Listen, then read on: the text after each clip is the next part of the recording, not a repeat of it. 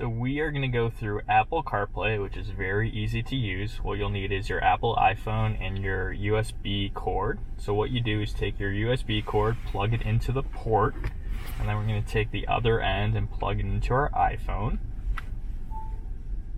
Give it a couple seconds for the car to detect, and then you'll have a message to click OK, and then you'll want to allow the Apple CarPlay, and then you unlock your phone and you allow, and then you'll see all of your apps pop up here on the touchscreen.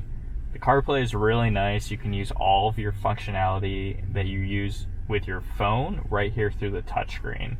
So all of your apps, whether it's your navigation apps, your Google Maps, or your Waze, you can interact with it right here on the touchscreen. Also, all the phone connectivity with your phone and your messages. And finally, your streaming services with your Pandora or your iTunes or whatever you prefer. So you click on some of these apps that you want to use, they'll pop right up here. For example, Waze, I can plug in an address, I can speak through the voice commands, and it will be interacted right here on the touchscreen. So very easy to use, and that's Apple CarPlay.